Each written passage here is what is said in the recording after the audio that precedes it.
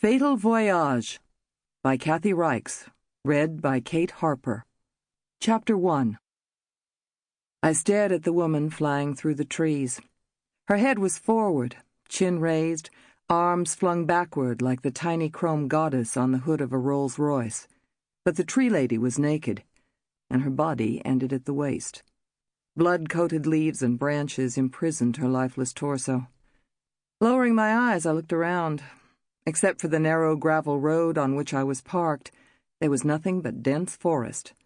The trees were mostly pine, the few hardwoods like wreaths marking the death of summer, their foliage every shade of red, orange, and yellow. Though it was hot in Charlotte, at this elevation the early October weather was pleasant. But it would soon grow cool.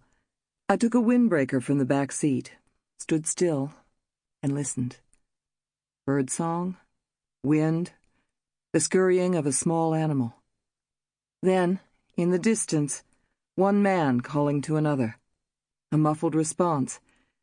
Tying the jacket around my waist, I locked the car and set off toward the voices, my feet swishing through dead leaves and pine needles.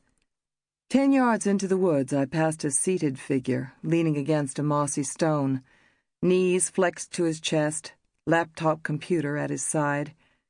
He was missing both arms, and a small china pitcher protruded from his left temple. On the computer lay a face, teeth laced with orthodontic wiring, one brow pierced by a delicate gold ring. The eyes were open, the pupils dilated, giving the face an expression of alarm. I felt a tremor beneath my tongue and quickly moved on. Within yards I saw a leg, the foot still bound in its hiking boot. The limb had been torn off at the hip, and I wondered if it belonged to the Rolls-Royce torso. Beyond the leg, 2 men rested side by side, seatbelts fastened, necks mushrooming into red blossoms. One man sat with legs crossed as if reading a magazine. I picked my way deeper into the forest, now and then hearing disconnected shouts, carried to me at the wind's whim.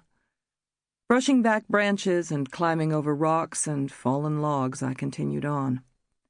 Luggage and pieces of metal lay among the trees. Most suitcases had burst, spewing their contents in random patterns. Clothing, curling irons, and electric shavers were jumbled with containers of hand lotion, shampoo, aftershave, and perfume. One small carry-on had disgorged hundreds of pilfered hotel toiletries. The smell of drugstore products and airplane fuel mingled with the scent of pine and mountain air, and from far off a hint of smoke. I was moving through a steep-walled gully, whose thick canopy allowed only mottled sunlight to reach the ground. It was cool in the shadows, but sweat dampened my hairline and glued my clothing to my skin. I caught my foot on a backpack and went hurtling forward, tearing my sleeve on a jagged bough truncated by falling debris. I lay a moment, hands trembling, breath coming in ragged gulps. Though I'd trained myself to hide emotion, I could feel despair rising in me. So much death. Dear God, how many would there be?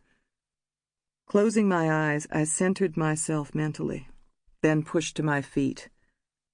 Eons later, I stepped over a rotting log, circled a stand of rhododendron, and, seeming no closer to the distant voices, stopped to get my bearings. The muted wail of a siren told me the rescue operation was gathering somewhere over a ridge to the east.